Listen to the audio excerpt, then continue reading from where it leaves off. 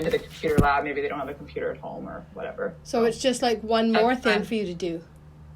Yeah. Yeah. Yeah. A little extra. And you have kids at home, right? Yeah, I have two. Yeah. So yeah, they're going to go to a daycare. My son could go to school, but my daughter's daycare said she would take him too, and it's just easier to send them both to one place and kind of keep it minimal. For that. Right. Well, and your husband's a teacher too? Yeah. So his school, it's there you go, Monday. He has to be there Monday through Thursday. I think it's just the mornings, and they have it like every high school did something different, like, kind of for whatever they needed. So it's by like subject area blocks. So they're kind of, again, they're doing a more of a drop-in support type structure. Right. Yeah. Oh, well, another experiment, eh? Yeah. See how it goes. Well, thank you. I'm looking forward to seeing kids. Yeah, absolutely. So are we, except we're not going to see them for quite a long time. Yeah. Crazy. Anyway. So thanks so much for taking the time to do this. Yeah, no problem. We have a few questions, but feel free to respond in any way, or, answer a different question or whatever. So I'll start off, and then Thiago is going to jump in when he has questions particularly about the technologies that you're using and that kind of stuff. Okay. Sounds good. So maybe we could just start off, but by the way, this is being recorded, just so you know. Okay. Yeah. So can you just talk a little bit about like what you're teaching now and how long you've been doing it, and what you do at Mount Doug? So I have been teaching at Mount Doug, or I've been teaching for about 14 years now. I have taught kind of all different, my background's in biology and science. So for the first part of my career, I taught science and math primarily. And then I sometimes go back into that, but I've kind of moved into more electives, and I've taken into the business program. I created a junior business program there. So I teach mainly Entrepreneurship and Marketing 10, a grade 10 level class, and then Accounting 11 and 12 right now. I also teach a course that a colleague of mine developed last year called Design and Innovation, which we had as a board authorized course, which really focuses on design thinking and the process of design thinking and how we can apply that to learning in a different way, and for kids to kind of look at their passions and apply that structure that way. And so that's the other one. So how did you get there? From the beginning of your career to really looking at assessment differently, looking at the way you teach, looking at the learning design. What moved you there? So I think for me, I am someone that often looks like I like to be challenged myself, and I'm always kind of reading and looking at new trends in education, and really been, especially in this later part of my career, looking at what I consider the most valuable part of education. And I happened to go to a Pro-D that looked at the design thinking process with an organization called Future Design School, who I actually now work for as well. I do workshops with them, and I just went there, and I remember thinking, like, this is it. Like, this is what I feel like my students need to learn. And then with their new design of the BC curriculum, design thinking is like, especially in the ADST, the Applied Design Skills Technology, was just like, it's right there. So it was like super obvious. And so that was kind of how and then I just really got passionate about it. And so I just really wanted to do it. And so I started like, here's the courses that I could do, and this is where I could apply it. And then the design and innovation course kind of came out of that. In terms of assessment, I had a vice principal who kind of I think he recognized this journey I was on and was like, hey, you should really consider looking at, because I was really struggling with my points and grading in terms of these bins of like, how much should a test be worth when I was doing this. Like, the design process is so fluid, and it's all about failing and learning from your failures, and that's okay. And I wanted my students to see that. And he said, here, read this book, which was Tom Schimmer's, I don't think I have it with me here, but Tom Schimmer's book. And it was just like this light bulb moment that I had, that I was like, oh my goodness, this is exactly where it has to go. Like, this is what has to happen. And I happened to have a colleague who was also reading the book, and the two of us just kind of got together and started kind of trying to figure out a system that would work for us. And we were lucky enough to keep kind of working through it. And it was just like, as soon as we just like jumped right in, because I was just so convinced that it was the right way. And then as soon as we did it, it was like, of course this is the right way.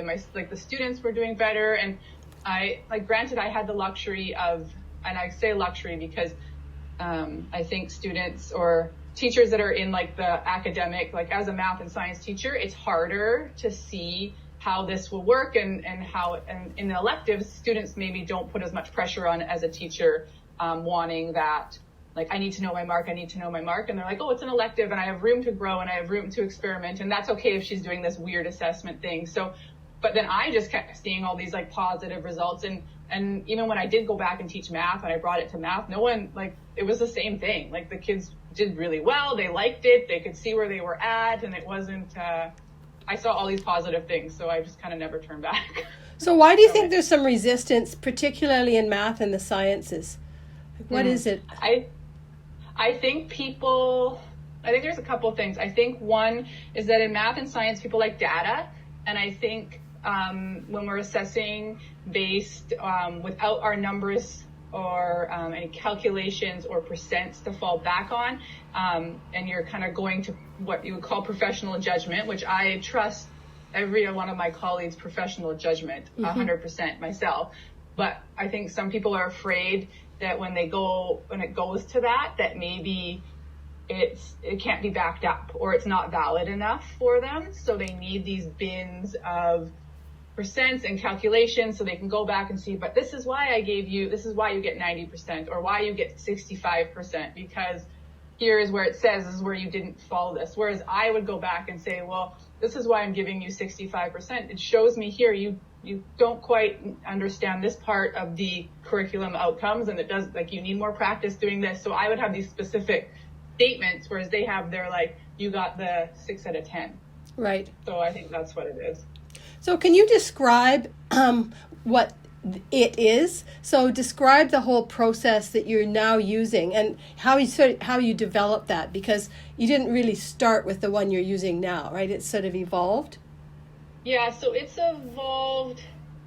I would say it's evolved in terms of how, like, the language, but the tool itself, which we call the competency chart, has not changed in the sense of what it does.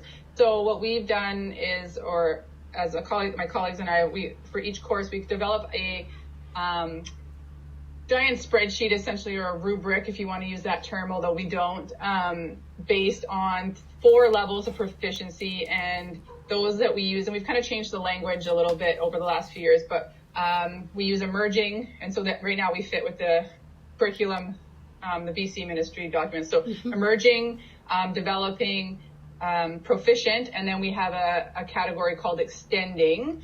And so we use the extending column, which is slightly different than what the government documents say when they try to take those categories and put them into a letter grade or a percentage, which is the most difficult part. They use extending as your, like, A-level students, whereas we say if you're proficient and you're meeting all the learning outcomes, then you're 100% student. So we use the extending column to kind of offer the opportunity for students to grow and to show their learning in, like, these specific areas, or to recognize that they went, like, way above and beyond the expectations, and they love that part. I would say that's one of my favorites, and to be able to show them that they got into this area and they're like, yes, I really know this and I really liked it and whatever. And so it's kind of, those are our headings. And then from there, and each course is kind of designed a little different depending on the learning outcomes from the ministry documents. So for accounting, for example, I've kind of taken main topics out of the curricular documents, and then I have, like, a level of achievement essentially based on that, or a level of understanding depending on in each category. So it might be like the balance sheet, for example, is a major document in accounting. They need to know, can they set up the basics of a balance sheet? Can they, create a separate level? And then the last one, which they actually can't get to till the end of the course, because that's the thing with this too, is that a lot of the items you can't actually get to. It's not like assignment based where it's like, oh, you can get to proficient in this one assignment. It's like, no, we have to wait till we get through, like, chapter 2, you might get to developing, or then maybe chapter 8, like later on in the year, you can finally get to proficient or extending. So kind of works like that. Does that explain it well enough? Yeah. So it's really a very different mindset, isn't it, about learning? Yes. So what we always tell the students, because they often, if they do struggle, I shouldn't say they often do, most don't. Now I think they're used to seeing it. They've seen it. There's a 1, 2, 3. There was about 5 of us at one point using it. And I think a lot more teachers are kind of trying to move, and so they're seeing more of it. We say it's always focused on like your learning process, not like what have you learned to this point. Like I want you to focus on, well, what do I know now? What do I still need to know by the end? Okay, so that's what I always tell them. So the comments, so we often will add comments into the chart and with each assignment. And I'll talk, I was just looking at my other screen because I was doing some marking, but technology wise. And we'll add comments in the Google spreadsheet that say basically that, like, this is what you did really well right here. This is what you need to do to reach this next level, or, what you still need to work on. So it's always about the process of the learning and not the specific, like, finite. This is what you know. Good job. Right. Yeah. Did you want to jump? Yeah. I was just going to add the one thing about, so Google Classroom, which is a primary tool that I use technology-wise, especially right now, but I've always kind of used in my classroom, added this rubric feature to it. So what it allows me to do is copy. So if I'm doing an assignment, it allows me to copy in the rows or rows, plural, that I might be using from my competency chart. So a lot of times the students would have to look at an assignment and then go back and try to look at their row, or I'd have to tell them, like, it's assessing this row, this year from your chart. Mm-hmm. You can but now with Google Classroom, I can paste the rows in there so they can see it right away. So like all I have to do is click emerging, developing, or proficient, and they can see exactly what row that came from, where it'll be on their chart, and the comment that will go in it. So it doesn't link, like I have to go and then update the actual chart. Like they don't integrate together, but it's still, like, it's so much better for them to see it now. So that's been really, really beneficial, especially now. Is it more work for you to do this? No, it's less work, I think. Work. Yeah, I feel like it's less because now I can, once I've set, because the rubric, like a spreadsheet's already set up, so it's a little bit more in the building part of it, like for each assignment, adding the row, but then it's right there, so I don't have to have 2 screens open and having their assignment, the comments I want to add, plus then their big rubric, their competency chart open on the side, and then linking the 2 together. Like now it's just in one spot, and I can link it later on, kind of thing. So I think it's less work. Right. More efficient, anyways. Right. For everyone. And more transparent for them. 100%. I wonder if you have just one document, one Google Sheets per class, or you have a copy of for each student individually. You can access this sheet, like the teachers can, the students can. How does that work? Yeah, so it's one sheet. It's the same sheet for every student, but it's individual copies. So I tend to give it out via Google Classroom. Google Classrooms make a copy for each student. Sometimes, technically they could go in and possibly edit it, but you can track all that in Google. So I have never had an issue. I have other colleagues who make copies for each of their student in the spreadsheet. But then, of course, once it's made a copy for that particular student, I can share it with their parents if I need to, or the counselors or whoever. That if they request it, I do that. I don't always do it, but that would be our goal.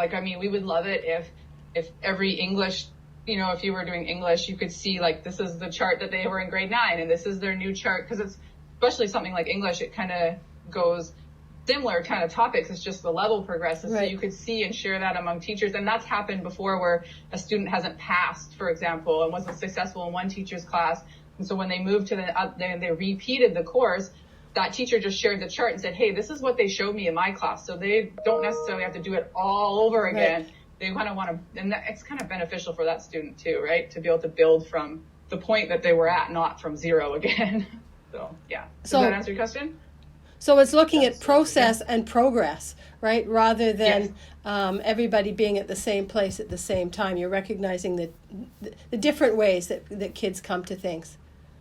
Yeah, absolutely. And I think the other thing is that it also recognizes the strength of different ways of assessment too, because the tool, like some are great at doing tests and some want to do a final exam and some, but others can show me the same thing with an assignment or a project or even just a conversation I have with them, which I always tell them, is what's really good about this. It's not like when I'm trying to sell some of them, because sometimes you have to, I say you have bad days and you have a bad test, and I don't want that 6 out of 10 or whatever to impact your mark the rest of the year, because that's what happens in some of your classes. And you can come to me like 2 days later and say like, hey, can I redo that? Or can we just talk about this? I think I know it more, and that's fine. And then I can show, okay, yes, you are proficient in that level, and that's great. So they don't actually get any grades until the end of the course. Well, so originally, yes. So originally, we had an administration that was really supportive of the fact that we could do that in our first couple of years. So we would wait in our midterm. We're in the semester system, so there would be a report card halfway through and then the ending report card. And it was great because we just put an NM, which stood for no mark, and it was fine. And we told the students, like, this is kind of, look at your chart. There'd be a comment that would say to the parents, if you'd like to look at the chart, this is where your student is at. We can't give you a final mark because learning is ongoing and there's still so much more opportunity to show what you know and all this stuff that we don't want to do that. And that was great. And then a couple years ago, 3 years ago now, I think, administration changed, and I think it was because we were doing more and more courses were doing it, more teachers were trying it. There were some flags, I think, from some people that weren't sure, especially, and then also at the district. So then we were told that we had to report at the midterm and the final, and that was it's really hard for us to do that. And we tell the student, I still tell my students, like, it's really, really hard. I look at your chart and there are places that's still emerging because we haven't even got to a spot where you could show me proficient yet. So don't look at that and think like, oh, that means I only have 50% in this area, right? So what we do now is we give them a set. So on that report card, because we have to give a percentage and a letter grade, and I mean, we reached out to a lot of people. So we've had meetings with the associate superintendents. I made a connection once with Pat Duncan, who works at the Ministry of Education, and he was, and I met him through a future design school thing, but he was interested in the charts, and so I showed him, and so I reached out to him about the letter grades percentage thing, because the new curriculum just doesn't support the percentage anymore. Like, I can get to a letter grade, okay, like fine, I can give A's, B's, C's, whatever, but the percentage part is it just doesn't make sense, or it doesn't work with this model at all. So we kind of say you're working within the A range, and so therefore, we've given you a 93, like the halfway point, which when you look at the halfway points of things, you're like, this doesn't even make sense either. Like the halfways are so like 86 to 100, and then like down lower in the scale, it's like, I don't know, anyways. So that's what we kind of do, and then at the final, so that's the midterm, which is just, I feel like it's just like a throwaway, to be honest. I just say to students, like, this is where I feel you're working at. And it's kind of like my professional judgment of what you've been doing and how you've been working, and, and that's fine. And then for the final grade though, we look at their chart, and this year I've got to figure out a way to do it because I won't see them. And we have a conversation, and we look through, and I show them this is where it is. And I usually have an idea, and we have it kind of broken up into 7% chunks, I think it is how we ended up as a group, we decided. So it would make it consistent with everyone. So you can get 100, or you can get a 93 or whatever. So, and then we base a mark on that. And then we always end up with the conversation like, well, I feel like I'm a 97. And they're like, well, if you're a 97, you're pretty much, if you feel that way, you're probably 100%. And if I don't feel you're 100%, this is why I'm not giving you a 97. And so you do have some of those conversations, but I mean. So it sounds like you've had to educate the students about their learning and assessment and how it's all connected, and you have to continually educate your administration. So you're getting a new administrator this year, right? So yes, we did get a new one this year. So it might start all over again, but that's a really important piece, right? Is to help educate them that what you said was that doesn't align with the curriculum, right? The assessment practices. And parents, yeah. Parents is a big piece because parents are used to what they grew up with, and so they want to see it that way. And so, but once you sit them down and talk to them, I've had so many positive conversations with parents that were kind of angry or like not sure how this was working, but then they see it and they're like, oh yeah, okay, no, yeah, this totally, and they appreciate it because now all of a sudden it's like, oh yeah, my student like actually has to think about like, what do I know? Not just did I cram enough for that test to get my 10 out of 10 and then I could move on. Right. Yeah. So it's a whole different way of thinking about learning, how learning happens. Yes. You made a comment earlier about rubrics, and I think you don't like that term. Can you talk about that? No, it's not that I don't like the term. It's that I think people have this negative thought to it. I also think rubrics imply often to people that there's a number scale to it. So that's why we don't. And also it's assignment based. I think so. The things the reason we stay away from rubrics is because, usually it implies a 4-point scale usually. And that it's assignment based, so it's really specific criteria for a specific assignment or project or something like that. We use the word competency chart because it focuses on competencies is the focus, and it's for the entire course. So it's just it's just to kind of distinguish because they're like, especially when you talk about the education piece.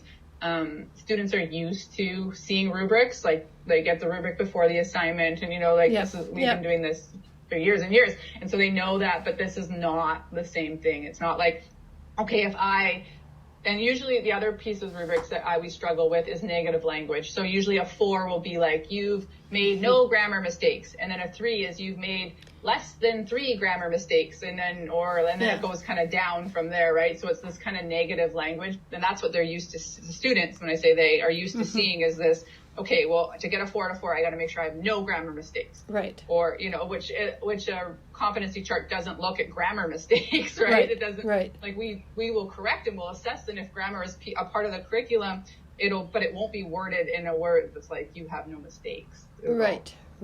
I'm not an English teacher, so that was maybe not the best example, but. No, it was a good example, actually, I think, yeah. So how did you get from your ideas and reading Tom Schimmer's book and everything to selecting Google Sheets? You use Google Sheets for your competency charts? Yeah, so for me, let me see. I have a master's in educational technology, and so I've been technology's always kind of been on the forefront for me in terms of my teaching and how to successfully integrate it. So I was already working a lot with Google. Actually, when our school district came out with Google, I was on maternity leave at the time, and when they first started looking into actually getting it for our school district, and I was just like, as soon as I found out about it, it was like, even on my leave, I was like emailing people. I'm like, I need to go to the Pro Ds, and then I ended up getting my Google Educator level 1 and 2 and stuff like that. So just for me, it was just the most obvious, I think, and my colleagues kind of deferred to my expertise in the area. I say that like that, but and I think it was just the easiest tool for us to use, and the one that was most accessible to people because the district has started using it. We could use it with the students. The students all had secure, again, I say this like that, secure accounts-ish with the district. And so they're like not private accounts, is I guess what it would be. And so that's how we kind of moved. And it just kind of did all the things we've needed it to do. I mean, there's been times when we've tried to alter it. Like I've played around with some script and trying to create it so that we could do a clicking kind of system. There are better ways. We've talked about developing our own tool, although I don't have the expertise, or neither do my colleagues, to do something like that. So it's just been kind of the easiest thing for us to use. I think it's been pretty successful. We can collaborate on it and change it every year, because often things are like, we like write something and you're like, that didn't quite work the way or didn't say what I wanted to say, or students interpreted that wrong. So I can easily go in and fix it, and then I fix it for everyone, so it's easy that way. So how was it to get other teachers on board regarding the technology piece? You mentioned before there's a certain level of resistance into applying this new way of assessment because it's not using rubrics anymore and it's different. But there's also the technology part.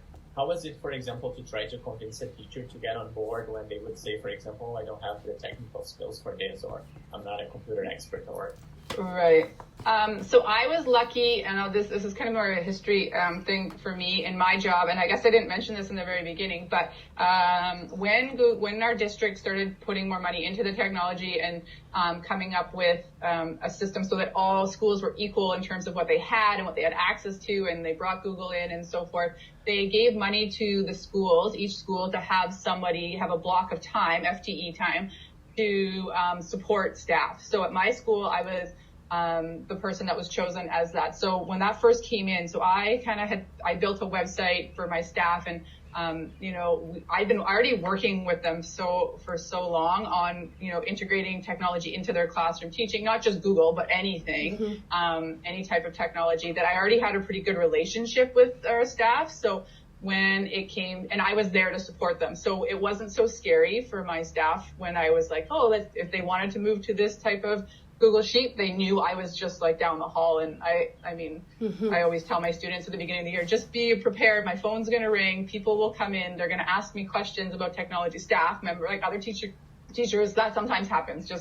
It just is what it is. And it's always kind of been that way. And I think because I had the time, like the block of time to do it. And I still do, which is it's been really great, because I know it's changed in a lot of schools that particular time. And my staff has just been like, they know that I'm there and I support them. So it's been not too bad in that sense. Yeah. And I think the district also, I'll say too, is providing all the teachers with an educator laptop, for instance, and that kind of thing, made it so that they had the technology. It wasn't like, I don't have a computer I can do this with, or anything like that. So that helped. Right. Have you seen the number of teachers taking this up growing? I think, throughout our district, we were asked to present at a Pro-D, I think it was last February, I want to say, or maybe 2 years ago now. I can't actually remember. I have to look at my calendar. But to about 200 secondary staff. It was actually, and it was only like a 10-minute thing. And the district had brought in some other experts from the province in this kind of different types of assessment, and they weren't all similar to ours, but they were all kind of competency-based assessment products and things. And so we presented our 10 minutes, like, here's our competency chart, this is what we did. And then we were just like flooded with emails from high school teachers that were like, yeah, I've been really trying to figure something out, and we really want to do something. Like, I think people just don't know how to start, right? It's very overwhelming to like look at and be like, I don't know. And it's scary too. Like, you don't know how the students are going to react, the parents, like all those things, right? So I think once we were out there saying like, hey, this is what we're doing. We've been doing it for like 4 years now, and it's been mostly successful. It gave more teachers. And so we hear of more and more teachers in the district doing it. Within our own school, it's slowly changing. I think we definitely have some book clubs, and we get people that come and they're interested and they want to try it. So they'll try it for like an assignment. They'll change their rubric in their assignment to a more competency-based rubric, and then they'll see how that goes. And then, so I think it is growing. I think it just needs, to be honest, I feel like sometimes it's the letter grade percent part that really holds people back, because they think, oh, like, what am I going to do? And like, I've been working with this one teacher, I'd say for about a year, and science teacher, and she really, really wanted to change, and she worked so hard through it. She couldn't let go of the numbers quite yet. So she had, I think she has a 6 scale is what she uses, but everything is competency based, and, but she just really struggled with coming up with the final, the final mark. And she's very concerned. Well, what if a parent comes to me, or what if a student comes to me and says, I don't trust your professional judgment essentially on this, or whatever. And I said, but look at all the evidence you're gathering. You are gathering so much evidence of the student's learning that there's no way they could argue with you. It's just like, it's so obvious to me, like, and to everyone, if it were to read it, where the student's at. So, I think that's kind of the big thing that holds people back a little bit. So if they got rid of that, or the different report card, maybe it would help. So that was what I was going to ask you, is like moving forward, say 5 years from now, where would you hope the whole process would be, both with the tools and with the mindset, the thinking about assessment? Well, I hope 5 years from now, I hope that in terms of the tools, I think the biggest thing that we need to support growth and better understanding education for both students, parents, everyone, is a different report card. So I know that in a lot of high school, and I'll just focus on high school, will say, well, universities need percents, and it always solves to this, like, that's a huge argument that we get from people, and they need this percent, and they need blah, blah, blah, blah. But if we were to shift a report card to just a letter grade and like a comment, or that would show this is where their learning was at, and this is what they did well, and something more like that, that would be the ideal. Like, I think if I would prefer nothing, like no letter grades or numbers, but I could see just letter grades. 5 years from now, if we just went to letter grades, that's fine. We can do that. And then have a supporting comment that goes with it. These are the competencies, and it doesn't need to be super detailed, because you'd have your chart to like go with it, the corresponding document would be attached. In terms of technology, that one's hard, because you would need to have if everyone would have to be using the same system. And I know reality, like right now, not everyone's using the same system. If they're using the charts at all, because there's lots of different people doing it, they look different a lot of times, but they tend to have the same headings that we have. Just the structure looks a little different. And it would be nice technology wise for us to have an integrated system where the chart could be in one spot. It wouldn't, like the comment, it would be easy to like click, which you can sort of do in Google Classroom, but in a sheet you could click on, okay, you're developing, it would automatically highlight that for the student. We could leave the comment as where their learning's at right away. They could see it, the parents could see it, and it could be attached to a report card to be shared with people. That would be ideal, I think, in terms of and that's kind of what our dream system is like. Right. Right now, we're kind of piecing that together with Google Classroom and with our charts, which, it would just be more efficient if it was something like that. Right. Because it's hard to share the chart. Like, we can't really share the chart in terms of a report card. We can share it like as an email, and we'll say it please see the chart. Please have your student show your competency chart. And that kind of thing, but we can't guarantee the parents are going to see it either, right? So, yeah. Do you think that would be my ideal? Do you think that the people who create like Google Classroom or Sheets, do you think they think like you? Like, are you on the same wavelength? I think, I find Google actually to be pretty receptive in terms of feedback. If we go back, thinking about Google Classroom in specific, like, it's interesting because Google Classroom started with this idea of having no grades. Like, they were like really about this. It's all about the learning and sharing and this platform for feedback, and which was great. And then Google's good at listening to the people using it. So, because I've provided feedback several times, and they'll email they'll flag it, right? So if they do a change, you'll get the email saying like, we got your feedback and this is what we're going to do. And so obviously teachers wanted a grade book in there, and then all of a sudden a grade book showed up, and then it was like, so then you're like, well, that's not really what you guys were standing for at the beginning. So anyways, and then of course they had a rubric, and then you got a whole bunch of people saying the feedback coming, well, if you're going to do a grade book, then you should do a rubric. So now they've introduced the rubric thing, which is great. And it was nice that they took off, because you always had the option when they introduced gradebook to have points or no points. So like all my assignments would just be ungraded assignments. Like I don't want to attach points to you like anywhere. Yeah. And so the rubric, when they came up with that, they also made it graded or ungraded. So it was nice that we could use our emerging developing. So I think they listen, but I don't know. They have, Google in particular has a lot of different education programs, and they work with teachers quite extensively. And I've met people that have, they have their Google Innovator project and stuff like that. So teachers that go to Google and they talk, and they, so they're listening, but I don't think anyone is like, no, I would say no in terms of the They just kind of doing what the masses are asking, I think, is what it really comes down to. Yeah. Because they're still out to make money. Yes, yeah, exactly. Yeah. So, so responding to that. Do you see that what you're doing is connected to like a thinking about portfolio assessment, or have you thought about portfolios?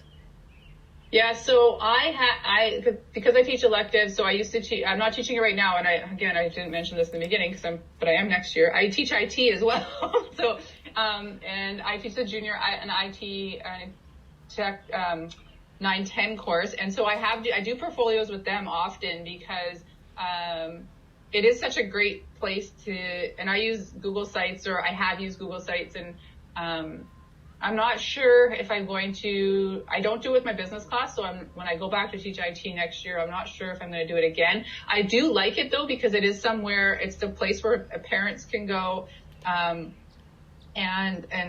anyone really, to see where the students are at, and the chart is just obvious. It links directly. Like you would just put a link from the portfolio, if it's online, into the chart and say, like, if you want to see why you're developing in this area, you just click, and then there's the portfolio, like evidence is right there. So it's perfect in that sense. It's a lot of training. That's what I found, the training of the students. And I felt like because I was using Google Classroom, and then you add the layer of the portfolio and the layer of the competency chart, there would be sometimes places where information would be too, and then when IT, you can't save things online all the time. So they got their personal computer, or their computer at school, so their drive there, so they're saving their programs and their other, big files. So then you have all these multiple places. So sometimes it got just a little bit confusing. Right. So I feel like if I had a better system, I feel like the portfolio would be awesome in that sense, because to be able to link the evidence of the learning into the digital chart is just like super powerful. There's no question. It's like, oh, this is what you did. Look at click, and then they can see it. Their parents can see it. Everyone can see. Oh, like look at that awesome Photoshop thing they did, or whatever it is. And it seems to me what she's talking about. It seems to me that some of your teachers at your school were doing that. Did I see that? Mm-hmm. Yeah. So in drafting, Graham, he uses Google Slides, a published slides. So it kind of acts like a website. So he sets that up with his students ahead of time. And so all their assignments get put into this portfolio of all their drafting work. And then he links those into the competency chart when he does his assessment. So he's used it quite successfully, and he's got a system that's working really well for him and his class in terms of how that works. Carolyn in English, she has so much stuff of hers is paper-based. So she will actually print out and cut and copy and staple things onto her work, and so it's not as digital because of just the way some of her assignments work. And then there's me. But so Graham, I'd say, is the one that most successfully does the portfolio. Okay. But I think Carolyn's tried a paper-based one, I think, in English too, where she's had folders where the students would keep all their work and stuff, but I don't know. How successful. Right. Again, it needs the structure, it needs the process, which with all technology, and it's got to be clear for students too, which is sometimes when it gets a bit bogged down. Moving in that direction, I guess. Yeah. Ideally, it takes would be time, amazing, right? Yes. And it probably takes district support, like a bigger. Yeah. Right. So they need to be convinced at some point too. Yeah. I think they're convinced. You sit down and you have conversations with the ones that could be the ones to drive a bit of more change, and often they'll come in skeptical, and then they're really surprised by how much detail is in it and how much how well thought through the whole thing actually is. I think sometimes people see it as too minimalist, if that makes sense. There's not enough information to really accurately show a student's learning in this way, but then when they see it, they're like, oh wait, this is way more detail than, and it's and then there's a link to the actual things that they have done to show this. It's so I think they are convinced, but I think it just it just needs the extra push sometimes from maybe even the ministry. I don't know, that's probably our next kind of reporting is the big one. Yeah, absolutely. Well, and it seems that you and your colleagues know so much more about the curriculum then 100%. right, like you really know it well from doing this process. Yeah, like you are forced to like go through in so much detail the curriculum to make sure that you're actually assessing, like your chart shows the right assessment for the grade level and what you're doing, but also then that you're creating your assignments and your work, your projects, your stuff you're teaching in the class actually aligns to that. Like when our first couple of years, like I would have these assignments in my business class that I've done that I love doing them. The kids like the great projects. And then I'd sit down at the chart and I'd be like, what? Like, this doesn't even go anywhere. Like, I don't like, maybe I could get it in here. And then you're like, oh, okay, well, I changed this whole assignment, like change it so that it actually reflects something that they're supposed to learn, or just scrap it. And I usually end up scrapping. And then I come up with something way better. Like all of a sudden it's like, oh, this is way more meaningful. It makes way more sense. And like, okay, that fits. And then moving on. So that's also a struggle. Sometimes teachers are like, okay, well, I want to do this. And I'm looking at the curriculum and, I do this really great project on immigration or whatever. And then, but I can't figure out. And I'm like, well, because probably it doesn't fit. It doesn't actually work anymore. And so that's hard for people to let go of things too. So it's actually really good ongoing professional learning, right? That's what you're doing, you and your colleagues. You don't have to do anything else. Yeah, all the time. Just always going back through. And you do, you learn the curriculum so well. Yeah. I know. To the point where sometimes I'll be talking to people and they'll say something and I'm like, oh, well, do you mean this part of the curriculum? And they're like, how do you know that? Like, how do you know that little piece? And I'm like, well, just because I've seen it so many times and I look at it every time I do an assignment or I do an assessment with my students. So, yeah. You mentioned that you do workshops elsewhere. Can you? Yeah. What are you doing? I don't know. What's my official thing? So I think they call me a local activator. So Future Design School is out of Toronto. And they are a organization that looks at professional development, particularly in the area of design thinking. They work with schools, mainly independent schools, I would say, are their primary clients, and businesses as well. And so they did a workshop in, they call it an institute in Vancouver in one summer, and it just happened. A teacher that used to be at Mount Doug, now works in an independent system, had sent out some information saying like, hey, is anyone interested? And I was like, this sounds amazing. I want to go see this. And so I went, and it was like awesome. And then I just kind of built this relationship, and they, they're at it when they originally started. So that was like 4 years ago or so. Mm-hmm. They were mainly in the East Coast. They were working lots out in Ontario and such. And so when they would do things in Vancouver or out here, rather than have to fly 2 or 3 of their people out, they would fly one person, the lead person, and they'd say, hey, can you come to Vancouver and join us? And so I just kind of did these kind of things. And we've done one in Saanich, and sometimes I'll go to little shows like professional development things, and just give out talk to people and that kind of thing. Cool. So those are all really around the design thinking process. So really, how do we integrate that and that kind of project-based learning, and how, the idea of trying new things and innovating and failing and testing and trying again. And, anywhere. It's just, and it's a huge passion of mine too, because it's just so powerful to see, and from all grades, I've worked with elementary to high school. It's just amazing what kids can do. I love it. And it's so valuable for the real world. Yeah. We can tell. And in those workshops, will you use the example of the Google Sheets as an example of design thinking? So in those, they're pretty prescriptive in terms of how Future Design School wants to run them, but often there's lots of work time. So when and because I'm a BC teacher, often people in BC often want to talk, right? Because that's not my job is teaching, not Future Design School. So as soon as they do, absolutely, it's like the first thing I do. Well, let me show you. This is how, because that assessment always comes up. And so because people are, well, now what do? I have this amazing thing, and how do I assess that? And I say, well, this is a tool that, my colleagues and I have developed, and this is what we use, and it's, we talk about it. And so I get a lot of teachers that are interested in that as well, But it's not part of the thing. It's just more like the side conversations that I get to have with people and that kind of thing. Yeah. Do you think it would be possible at any time to get some examples of your competency charts? Yeah. Oh, yeah. Like just filled ones, or like well, both, as long as there weren't like names on them or things that could. That would be awesome to actually see how you're drilling down into your curriculum and doing that.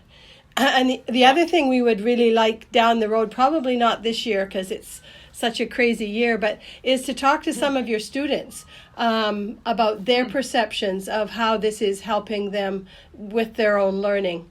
Or not, right? You know, how different students see it. Oh, yeah. Because we don't really have that perspective yet. So if you just keep that in mind, maybe in the fall, you know, we could ask you about some students that may be interested in a conversation. And the other thing I'm just thinking now is I'm doing a course in June with some teacher candidates. And some of them, so part of what we're talking about is design thinking. So if some of them are really interested, if you're up for it, maybe having them talk to you, connect with you. Love it. Yeah. Because any chance I can, I would love to talk I don't want to throw your name out there if you're busy, but I just think it's so rich for them, and they haven't had a practicum this year either because so they're kind of like looking to connect with teachers. So if any of them are really interested in design thinking, I think you'd be a perfect person, or any of these other kinds of assessment issues. Yeah, absolutely. I'm super happy to help. Awesome. Thanks, Alexis. Love talking to them. Yeah. Thiago, do you have any other questions? Yes. So you mentioned before, I have the impression that, for example, when you use Google Sheets, I could argue that they were not originally planned to be used as an assessment tool, where you can put the competencies and everything. And literature talks about this, and they have this term called educational hacking or pedagogical hacking, which means that you are using like a platform or a tool in a creative way to do something that it was not originally intended for. So the work you do with Google Sheets, and not only that, it seems that you have like a little piece here in Google Sheets and then Google Classrooms, and you're putting like all these pieces together to do what you feel you want to do with it. Do you feel it's like, in a sense, a hacking? And then again, this is in a positive sense, because hacking also has this negative connotation. But in a positive way and creative way, does it feel like that somehow, that you kind of have to, get in there and change things because they don't do exactly what you want them to do right away? Or so actually, I would definitely say in the positive term of hacking for sure. I think actually Google products themselves lend to educational hacking so well. There's so many things that you can do that are not like within the structure of, like you said, like Google Sheets or Google Slides. Like if we look at how Graham uses slides, like a presentation tool, essentially and a lot of teachers do this as a website, like they're using them as websites. And so like a published slide. So there's just so many things within Google that allows you to, like educationally hack them. I do feel like, we've taken spreadsheet program, which if I look at my other screen right now, I'm marking accounting work. So I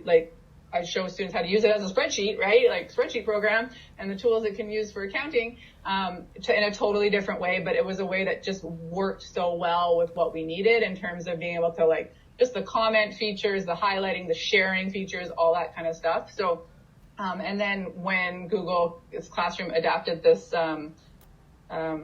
rubric thing, that it was really easy to just pull them together and make it just so much more accessible for the students to see both. So I do feel that that's exactly what's happened essentially. And when you don't have the ability or the time or the skill set to be able to build your own program, ideally what you would like, which I talked about earlier, but it's kind of the next best thing, right? You get to get it done, and it's easy to use for the most part for people, which is what is good. Yeah. So you have a vision, and then you look for what things enable you to develop that vision, that goal. Mm-hmm. Yeah. Yeah. Yeah. And I mean, like I've tested, like you test so many different things and so many different tools in different ways that eventually you kind of know the ins and outs. And so when people ask me, like I'll get tech questions from staff, like, hey, I want to do this. I want to be able to do this with my students. Like I have a pretty, like right now, because I've just worked so much with it and tried so many different ways myself, because I'm always trying to refine my own practice and stuff, that I kind of have a good bank of like, okay, well, this will work, or, this won't work, or this is the best tool you can use to support that. And so it's really, basically coming up with, because all teachers have these really great ideas that they want to do. And then it's like, okay, well, how can I use technology in an effective way and in a way that is meaningful? It's not just like, yes, we get to use the computer, right? To really make the learning either more visible or whatever, to help support the process in some way. So.